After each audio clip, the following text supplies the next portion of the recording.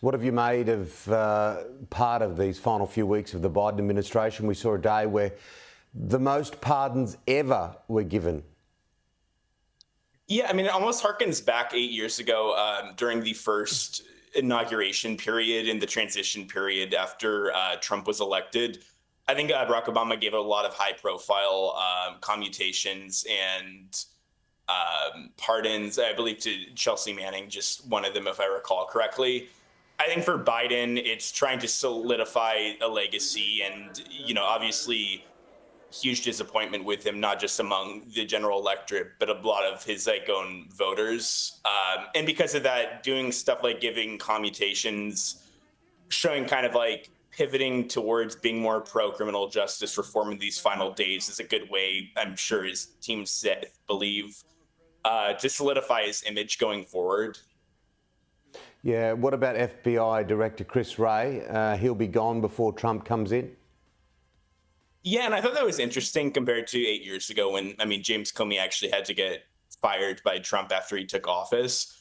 Wray deciding to leave, and then obviously we're going into a pretty heated confirmation battle with FBI Director nominee Patel.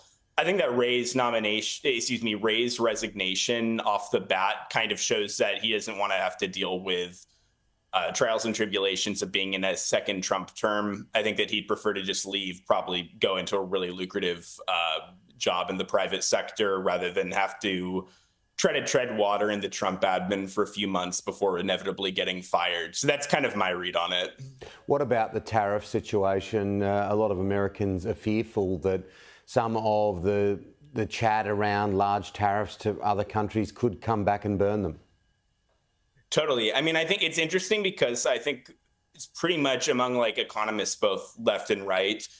No one is optimistic, to say the least, about what the tariff proposals would mean. These are really, really likely to be recessionary if fully implemented. I think from my vantage point, it's something that the Trump admin might try to pursue, especially just in a public image way, do a select set of really high profile tariffs, call this a boost for American manufacturing, and then, back off when Wall Street industry pushes really hard back against it. I think what's kind of interesting is that since Trump was elected, you've seen a really sharp gains in the stock market across the board, especially in the first few days after.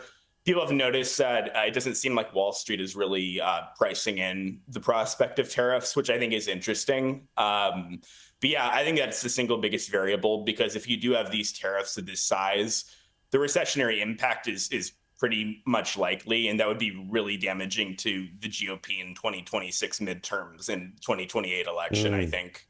Finally, Ron DeSantis, do you think he'll be appointed into a high office? It's looking that way, although he's obviously got plenty of baggage with a few people already close to Donald Trump. Totally. It's really interesting, and this kind of always happens during the cabinet confirmation process. You see people like DeSantis, who obviously fell out of Trump circle's favor basically 2 years ago. I'm actually not sure what the latest news are in terms of him getting slid into one of the more contested spots. I know there was news fairly recently of him theoretically being chosen to lead the Pentagon, given the Hegseth confirmation battle. But yeah, I think at the end of the day, it's something where Trump and DeSantis's relationship is just really hard to assess from afar, given Trump's very negative reaction to him running against him in 2024. But also, it's definitely possible this wouldn't be the first time a former Trump rival got appointed by him to something. Oh, well, you see it, don't you? Marco Rubio and others. It's intriguing, and it's going to continue that way for a number of years, Aidan. Always good to chat. Hopefully we'll talk before Christmas. If not, have a wonderful festive season.